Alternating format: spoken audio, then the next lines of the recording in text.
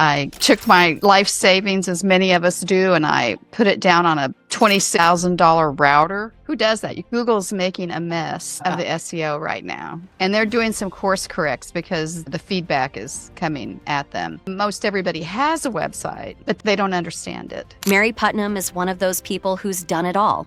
Built data centers, created AI tools before it was cool, and even launched a web agency during a recession. She's a self-proclaimed geek who's all about helping businesses grow smarter online. And in this conversation, she shares some wild stories and hard-earned lessons you won't want to miss. How do you approach SEO from a web design first perspective? I mean, most agencies kind of bolt it on it. SEO is super critical to catch traffic, right? Yeah. To catch traffic. That's all it really does. It doesn't convert traffic. It catches traffic. Sure. The speed of your website is integral to, catching and converting. What is your general take on AI? Where do you think are we heading with AI? If I see an AI application that could have functioned just as well from an if-then statement, I kind of discount it as an AI application. If they're not doing real decision making, then it's not anything new. There's one thing which you can go back and change in your career thus far. What would that be? E-coffee with experts.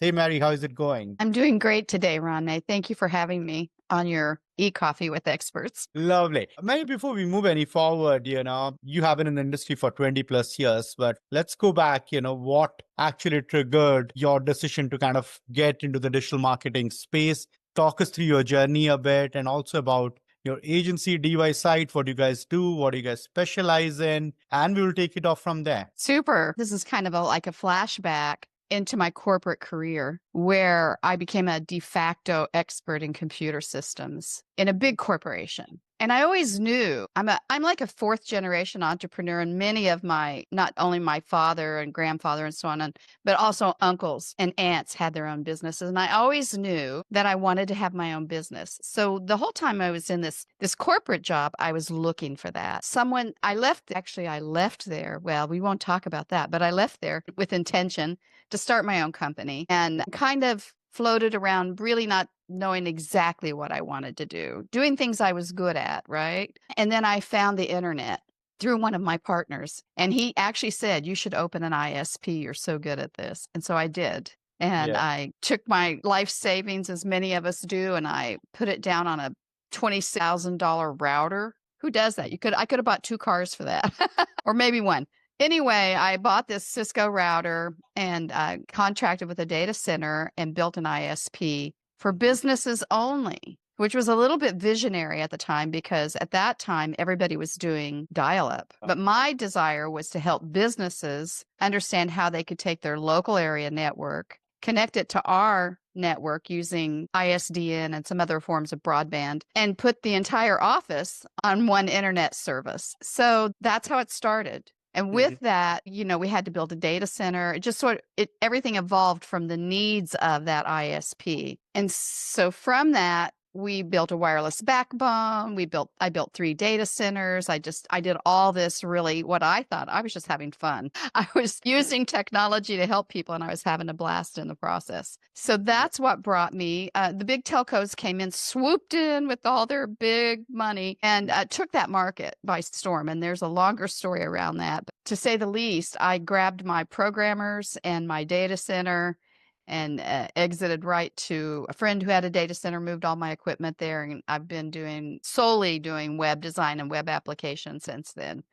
And that was about 2003, I think. Lovely, lovely. And talk us through DY site. I mean, you started around 2008, if I'm not wrong, right around the time of recession, not the best of times to kind of start your own business, but you turned it around. I mean, the other day we were talking about it. It kind of, in hindsight, it worked out well for you, right? So give us that story. Well, that has a backstory to it where I had taken an application to Africa and something we developed and working with customers, business owners in Africa to create a market. Came back here. I had investors lined up so that, the internet was always about getting an investor and doing a roll up and all that. And my investors, when I came back with everything they asked me to get, said, sorry, the current economic conditions don't encourage us to invest in any startups. And so there I am, right? Okay, I've spent all this time and effort. Well, I still have the programmers, I still have the data center. I live in the town I grew up in a house in the neighborhood I grew up in, not the house I grew up in. And I thought, the people here in my city can benefit from what I know about economic growth and the internet. And so that's how I proceeded. I just went around and talked to business owners about their website and what it could do for them if they, of course, would have to rebuild it with me, but no. And just like you say, right? SEO supremacy. And so I taught them how to use their websites and SEO to grow their business. That's what I've been doing since that time. Nice, nice. And talking about SEO and digital agency, started around recession, not the best of times, like I said. And then you kind of grew your team, built some more clients and kind of then stabilized and then grew on that, right? So what were the initial challenges, Mary, to kind of, let's say, get those first clients during recession, kind of handle books, finances, grow your team, handle the deliverables, your new agency, kind of stabilize it. So how were the early challenges and, how did you overcome them? You make me think back to an earlier time when we had the ISP and we were trying to, this was before people even knew what a website was. I had to go through that journey with those people. No wonder you got the domain, design your site. Yes. I had to go through that with those people and convince them that they needed a website in a world that websites weren't all that well known, really. And so you move that forward, and now most everybody has a website, but they don't understand it. So one of the things we do working with our clients is educate them. And I even used to have that as a tagline on my business card, is that I'm helping business owners make informed decisions about their digital properties. And so, as you know, and I know, there are a lot of people out there that are just trying to hit that one-off sale, and they're going to go slap a website at somebody who just knows they need a better one, but doesn't know what they need or how to ask for it or how to hold somebody accountable. And so that's kind of where I'm positioned, right? And I'm working mostly with B2B companies now. I've done websites for everything except robotics. I haven't done any robotics. I actually developed an AI application when I worked at the corporation.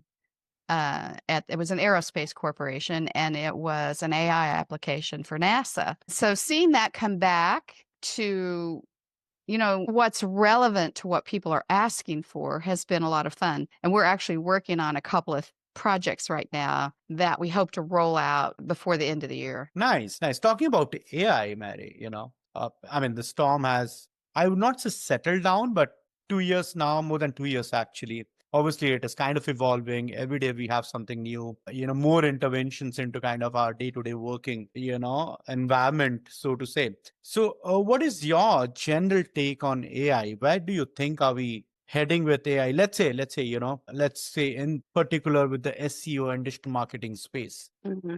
I look at a lot of AI applications since I've written them before. And what we did was not a large language model. What we did was generative, which had decision points to change where the programming would head. And there's ways to do that in standard program. Let's just talk simply about, if this happens, then do this. That's just a simple programming algorithm. And so if I see an AI application that could have functioned just as well from an if-then statement, I kind of discount it as an AI application. If they're not doing real decision making, then it's not anything new. You can call it AI, right? And so I've seen a lot of that out there. And I am working with someone right now who's developed something. He reached out to me, and we're going to integrate that with our content management system. And we're going to use AI to take the output from what he's developed and read it into the right places. Everything has a proper place in the website, especially in the SEO world, and push a button and see if a website comes out the other side, so to speak. But it's in development. I like doing things like that. So I'll keep you posted on how that goes. For sure. And moving on to SEO, Mary, how do you approach SEO from a web design first perspective? I mean, most agencies kind of bolt it on.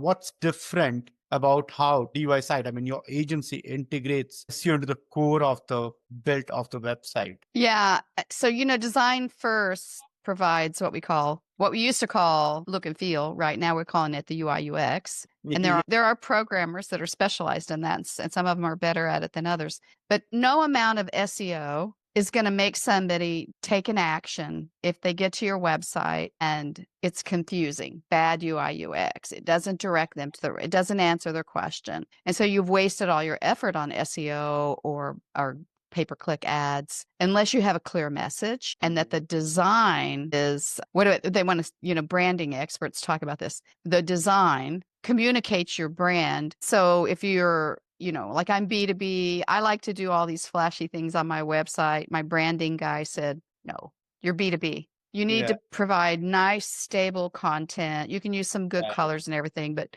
I don't want to see 10 things flashing on the homepage or anything like that. So there's a little bit of overkill. So the UI UX is super important because the SEO has a purpose, and the purpose of the SEO is to get that customer to reach out to you. And now it may start with just feeding them information. So we like to make sure that what question they asked is answered on the website, and that we are always giving them an opportunity to ask the next question. And eventually that'll lead to asking us a question. So the SEO is supportive of conversion. Right. Now, in the case, so much of science. let me just sense. Okay, wait a second. I can't hear you. I'm saying there's so much of science behind, designing and building the site, in the sense that how exactly the information is being processed by a human brain and the decision making happening in terms of you being able to present Search. with a product overall, right? So yeah, I completely get your point there. So one of the things that we did, just to kind of reiterate your question, is we don't bolt this on to our websites. This is actually built into them. Mm-hmm. So we developed during COVID. We'd actually started developing it, but during COVID, we really turned it into an application. We don't build any websites today without using CMS 2.0, which is a framework for SEO speed and security baked into the website. Right. So SEO is super critical to catch traffic, right? Yeah. To catch traffic. That's all it really does. It doesn't convert traffic. It catches traffic. True. The speed of your website is integral to, catching and converting. Because if your website, I actually audited a website last year, I think it was, that took like 19 minutes for the homepage to load. Okay. Yeah. I mean, it was so long, I almost gave up, but I'm trying to measure it. And the client wanted to know why they weren't selling anything on their website. Well, here's a news flash. Let's educate everyone right here, right now, is that the first time you load a website into your browser is the longest time period. Right. And all of that gets cached by Google. And so every time you look at it, it loads quick because it's cached. But you need to get an audit to find out how fast it's really loading. And then the third part of that triad is security. And that takes me back to my ISP days, where in the early days, hackers were everywhere. They were becoming everywhere. We watched them creep around on the network. For fun, on Friday and Saturday nights, I would stay up late in the data center and track hackers. If they were doing pornography, I would report them to the local authorities. I would track down their physical server address and report them to the local authorities on the Monday morning, give them all the information. They're like, how do you know this stuff? And I go, well, it's kind of technical, but yeah, get somebody. We didn't have cyber crimes divisions back then. And so I'm hypersensitive about hackers, not hikers. I like to hike. And of course, they're still at it. It's not that they're evil or anything. There's always people that are trying to figure out a way to make money unethically versus ethically. Those people have always existed. I don't ever want to have somebody call me and go, my website's been hacked. I like sleeping at night. That's it. Right. And talking about the SEO trends, Mary. So you are in SEO and digital marketing for long now. You have seen enough summers and winters, Google updates, algorithm updates and stuff, right? So as per you, 2025, we're almost approaching mid 2025 now. Yeah. What do you think are the trends that's gonna be kind of really kind of actually flourish, in the second half of the year, or let's say early 2026? Well, Google's making a mess of the SEO right now, and they're doing some course corrects because the feedback is coming at them. I'll tell you a little story. I just got back from holiday. I went to Miami, Florida, hung out with my girlfriend. We had a great time. We wanted to go get our hair done. And we said, okay, let's Google, because she's only lived I there for remember a the couple of story. months. I know, but Yeah. we Googled dry bar near me. We're in the middle of Miami, Florida. And a number came up, and I go, okay. And I called it. And they said they take walk-ins, and I made an appointment for both of us, like 30 minutes from the time we were at. And then she goes, get his address. So I got the address, and she goes, what city is that? I said, what city are you in? He said, New York City. I said, okay. And I kind of explained to him and quickly got off the phone. We didn't get our hair done that day.